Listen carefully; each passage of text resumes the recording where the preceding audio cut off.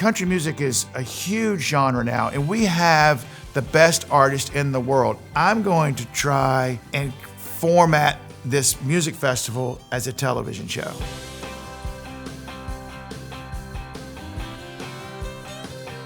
Hey, I'm Robert Deaton, and I'm the executive producer of CMA Fest, and today we'll be talking about the music festival broadcast.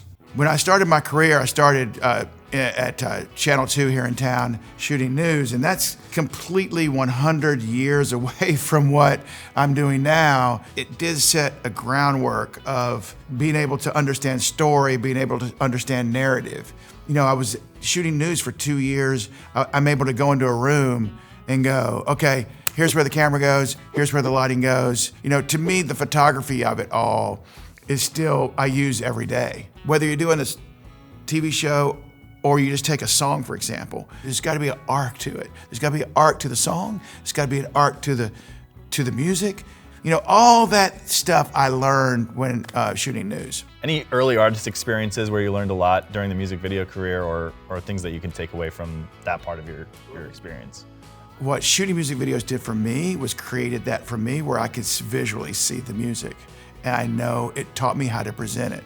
It also taught me how to interact with artists. Working so one-on-one with the artist, you know, over those 500 music videos, it taught me how to do that, how to be able to explain ideas and talk to them and us create together.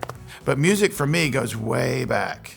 My father was at a television station in Wilmington, North Carolina. He had a Saturday mornings kids show, but he also on Friday nights had a country music show. Every week, every Friday night, he had a band and they would play country music, and if a country music star was in the area, which was all the time, they would come and do the show. So being here now, all these decades later, being in Nashville, not by accident. From the time that I was in second, third, fourth grade, I was in a hurry. I just wanted to get to Nashville. And it was like the day after high school graduation, my bags were packed. My car was packed, I drove to Nashville. I was that kid who watched the CMA Awards every year and pulling for these artists that I love. And when the CMA Awards came on, I remember like CMA Awards coming on, it's like, I didn't sit in with the family because I just wanted them to be quiet. I shut my parents' door, locked the door, turned the TV on. Do not interrupt my focus here.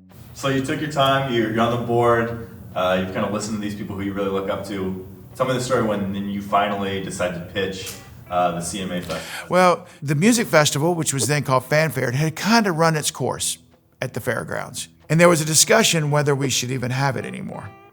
A lot of people were like, you know what, this has run its course. I'm just, you know, like freaking out. And I'm not speaking, okay?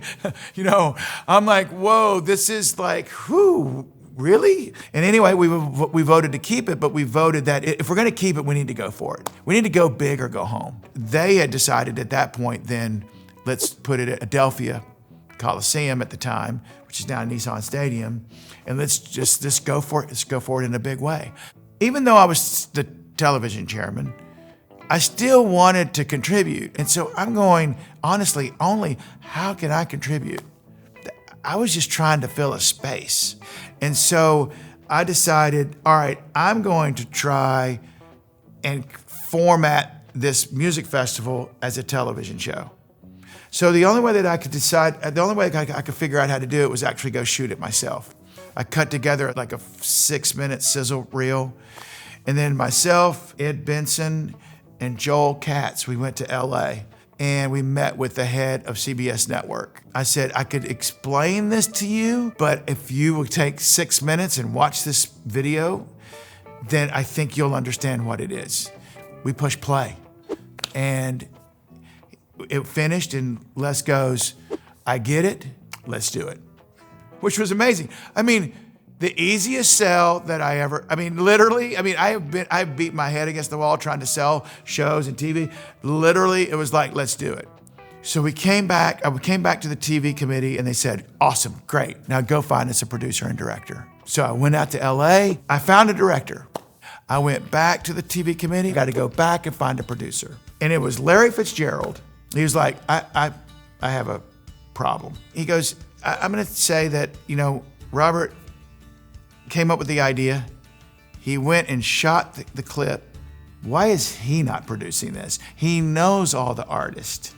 And is it because he's on the CMA board, or is it because he hadn't done that before? And so I thought about it. I said, you know what, for 1 minute, take my CMA hat off, put my hat back on. I would love to be considered to be your producer if you want me to be. They made me go out of the room. I'm in the foyer of the CMA pacing back and forth, you know.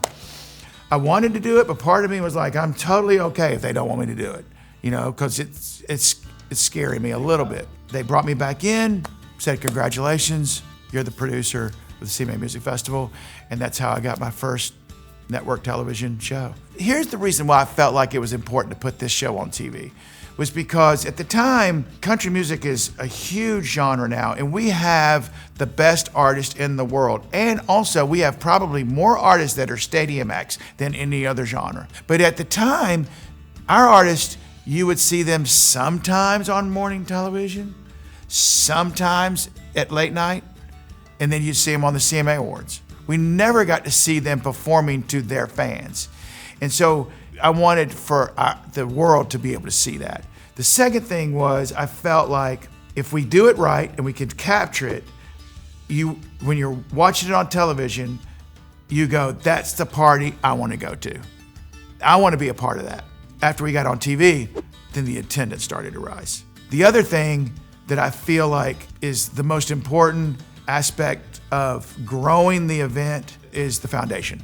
Okay, I just want to be clear. It's not something this was my idea. There was a lot of smart people on this board. Even though I have nothing to do with it, I'm proud that this event puts instruments in the hands of children that normally would not be able to afford an instrument. It means a great deal to me.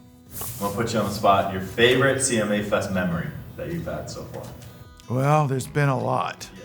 My son, who is an artist now, he was a Lynyrd Skynyrd fan, and one year I had Lynyrd Skynyrd, and we just went out and sat together on the edge of the stage. He's 12 years old. It's funny, even though I'm working all the time, my memories, I remember those when I have the chance to go out and be like the 50,000 people and love these artists and remember being a fan. That's a favorite memory of mine. Thanks for watching. Make sure to like and subscribe and check out more videos here on the official CMA YouTube channel. Yes, take that up a little bit. Take that lens up 1 foot.